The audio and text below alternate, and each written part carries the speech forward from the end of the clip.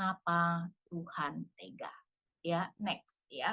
Nah, next kita melihat, saudara, kita itu hanya layak mendapatkan kematian.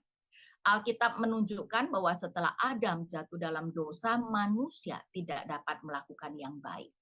Karena itu saya mengutip dari Roma 3 ayat 10-12. Sebenarnya ini juga sudah diajarkan dalam perjanjian lama ya. Jadi Paulus sebenarnya mengutip dari perjanjian lama, tapi ini yang lebih terkenal. Dia mengatakan tidak ada yang benar, seorang pun tidak. Tidak ada seorang pun yang berakal budi, tidak ada seorang pun yang mencari Allah. Semua orang telah menyeleweng, mereka semua tidak berguna, tidak ada yang berbuat baik, seorang pun tidak. Nah, mungkin ya kita bingung, tidak ada seorang pun yang mencari Allah, bukankah di dalam sejarah manusia selalu ada agama, dan bukankah agama kita mengerti sebagai mencari Allah? Kenapa dikatakan tidak ada seorang pun yang mencari Allah? Nah, kalau kita percaya Alkitab kita benar, berarti apa yang dikatakan Alkitab pasti benar. Berarti ketika manusia mencoba mencari Allah melalui agamanya, mereka sebenarnya mencari Allah menurut pemikiran mereka sendiri, bukan Allah yang sejati. Karena memang manusia yang terbatas dan berdosa tidak mungkin bisa ya mengerti Allah yang sejati. Karena itu kita percaya bahwa haruslah Allah yang mewahyukan dirinya, baru kita bisa mengerti. Itu pun sebatas apa yang Allah wahyukan. Jadi Alkitab menunjukkan, saudara, tidak ada seorang pun yang benar. Ya, setelah Adam jatuh dalam dosa, kita semua lahir dengan tidak bisa berbuat baik. Nah, next. Roma 6 ayat 23 juga mengatakan bahwa upah dosa ialah maut. Ya, bahwa sebenarnya yang kita layak dapatkan sebagai orang berdosa adalah kematian, kematian fisik, kematian rohani. Karena itu mendapatkan malapetaka dan kematian adalah apa yang sepantasnya kita terima. Nah, saudara, kita itu kalau tidak mengerti firman dengan baik, sering sekali mudah dipengaruhi oleh pemikiran dunia. Misalnya ada seorang motivator yang terkenal ya, mungkin 10-an tahun yang lalu mempunyai moto ini, success is my right. Nah, ya, sukses adalah hakku. Saudara kira-kira senang nggak manusia? Ya senang, oh ternyata sukses adalah hakku. Karena itu, ayo aku akan mengklaim sukses.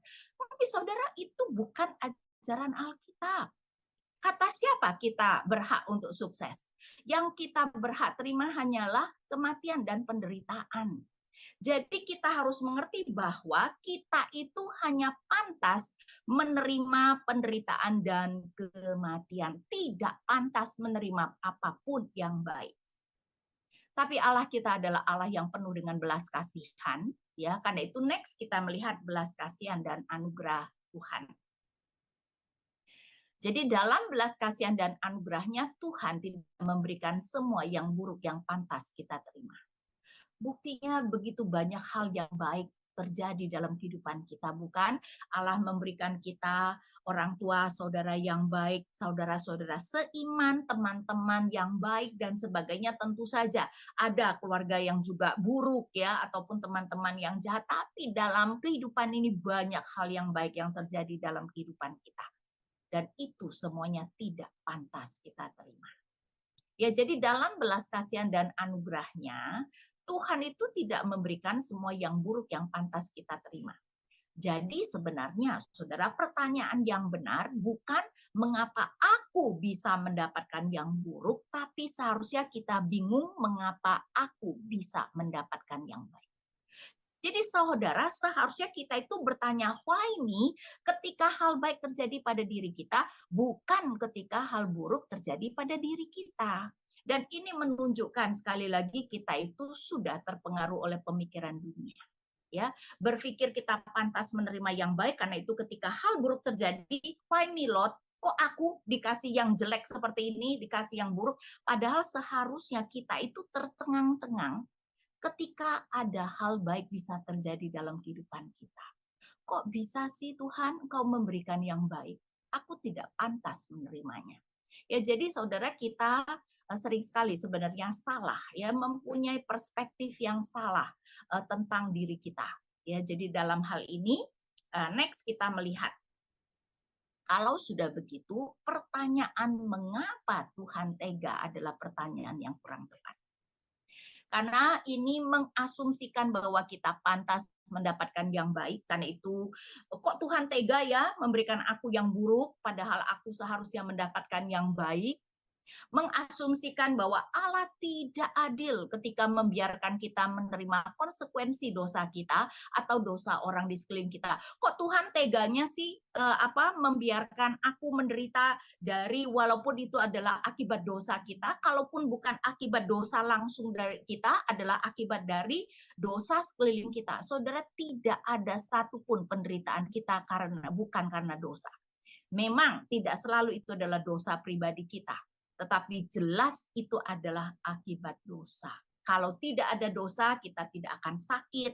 Kalau tidak ada dosa, ya tidak ada orang yang akan berbuat jahat dan sebagainya.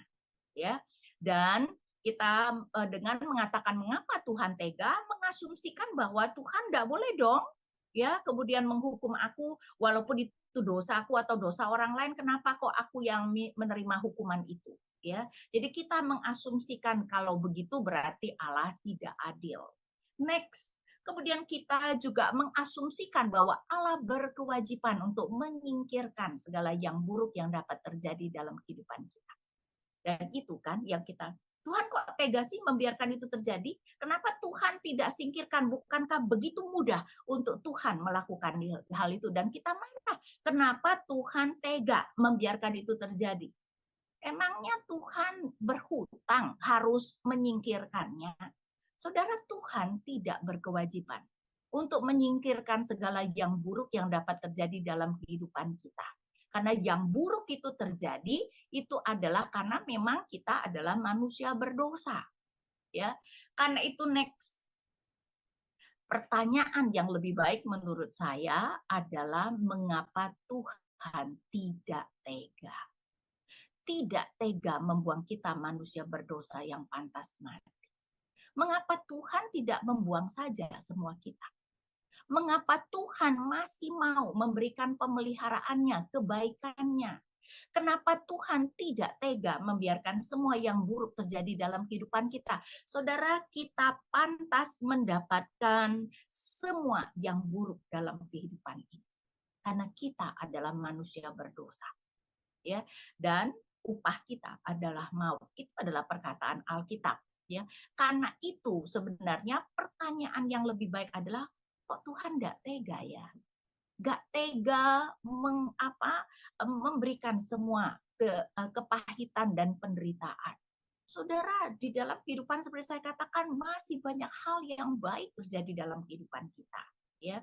Nah, jawaban Allah adalah jawaban yang sangat terkenal, Yohanes 3 ayat 16, karena begitu besar kasih Allah akan dunia ini, sehingga ia telah mengaruniakan anaknya yang tunggal supaya setiap orang yang percaya kepadanya tidak binasa, melainkan beroleh hidup yang kekal.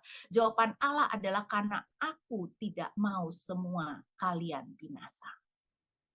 Aku mengirimkan anakku supaya sebagian dari kalian yang percaya kepada dia tidak akan binasa. Karena itu kenapa Allah banyak memberikan kebaikan di dalam kehidupan kita.